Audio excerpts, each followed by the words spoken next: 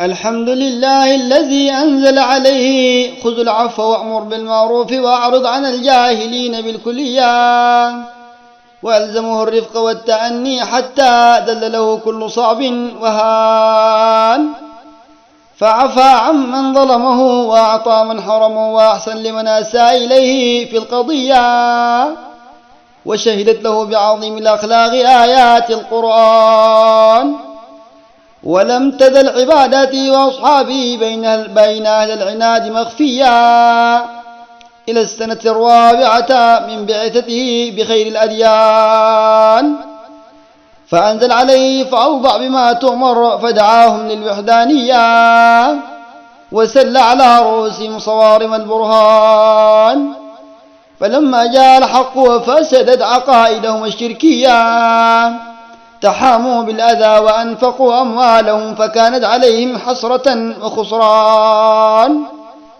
فما زال داعيا إلى الله وصابرا على كل أذية، وقد نجاه الله من كيدهم وحدودبت عليه عشيرته والأعوان، واستأذنه ملك الجبال في إهلاكهم فقال أرجو أن تصلح منهم الذرية، وكذلك الجن التي آمنت بسماع آيات القرآن، وكان دعاءه لهم بكرة وعشيا اللهم اهد قومي فإنهم لا يعلمون شيئا مما كان. ودخلت معه بنو هاشم وبنو عبد المطلب الشعب ولاقوا من قريش كل بلية، وقاطعوهم بضعة أعوام عن البيع والشراء والقران، فتمثل في ذلك أبو طالب في أشعاره الحماسية وقال لا نسلمه حتى نصر حوله ونزهل عن حلائلنا والغلمان، ومدحه العباس بعده بأمداح شجية كما مدحه عبد المطلب قبلها في غابر الزمان. وأما الطائف يدعو ثقيفا فأعرضوا عنه بحالة وحشية، وأغروا السفهاء بأذيته والصبيان، فنزل بظل روضة لولد ربيع ولهم أهلية، فأرسلوا مع تابعهم عنبا قراء الضيفان، وأخبره العبد بأنه من الناحية النينوية، فقال بلد العبد الصالح أخي يونس بن متى، فقبل العبد قدمه وظرفت منه العينان، وأوجعوه ضربا وقالوا انت سعرك علينا صاحب الصابئية، فذهب حزينا ودعا ربه فلم يكله بعدها إلى إنسان. ودخل معه المطعم بن عدي صاحب القرابة الرحمية وأولاده العشرة في سلاحهم، وطافوا به حول الكعبة على رؤوس الأقران، وقال المطعم لقريش أني أجرت محمدا وكان ذا شوكة وحمية، فقالوا قبلنا جوارك يا مطعم، ولم يعلموا أنه في جوار الرحمن. ولقي ولد المطعم ببدر فقال لو كان الشيخ حيا وكلمني في الأسارى لأجبته بشيمة هاشمية وأعامله بما هو أهله، وهل جزاء الإحسان إلا الإحسان. وكان المطعم سببا في تمزيق الصحيفة الظالم القرشية، وهم الخمسة الذين ناصروا بتمزيقها سيد الأكوان، وفرض عليه قيام ساعات من الليل وركعتان بالعشية،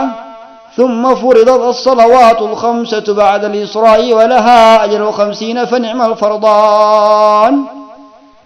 وأذن في السنة 5 من البعثة المسلمين فهاجروا للحبشة بحريمهم والذرية، وهم فوق 100 وهجرتهم لها على دفعتان، فحماهم النجاشي وأقروا لله بالوحدانية. وصلى النبي على جنازته من المدينة في أرض الحبشان،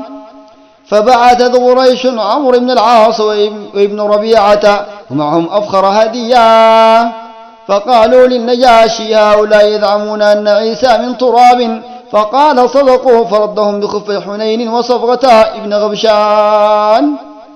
ومن بين المهاجرين عثمان بن عفان وزوجته سيدتنا رقية، وجعفر ابن أبي طالب ذو الجناحان، وأم حبيبة بنت أبي سفيان الأموية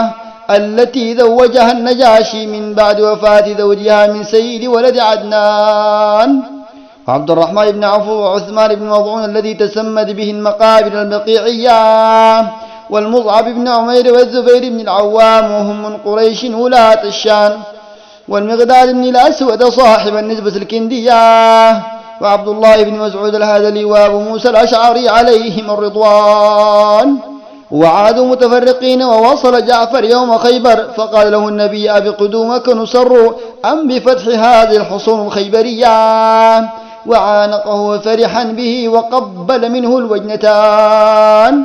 وهدى الله عمر وحمزة فأسلما في جمعة من العام الخامس، وقويت بهم العصابة الإسلامية، وخفت الوطأ التي كانت عليهم من حزب الشيطان.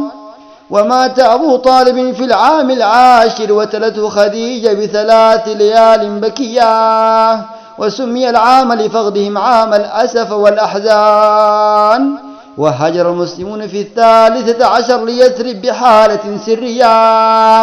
إلا عمر فتنكب قوسه وخطب في أندية القوم وفي وجوه الشجعان، وقال: لا يرغم الله إلا هذه المعاصي المخزية، من أراد أن يرمل أهله فليلحقني بخلف ذلك المكان. صلى الله عليه وآله وصحبه وسلم. ما ثبت الله عدائمهم الصبرية، وما بلغوا المقصود بنيل السعادة في الداران. اللهم صل وسلم وبارك على سيدنا محمد نور الوالي الحقيقة، وعلى آله وصحبه، واغفر لنا وارحمنا واهدنا وانصرنا واختم لنا بالإيمان.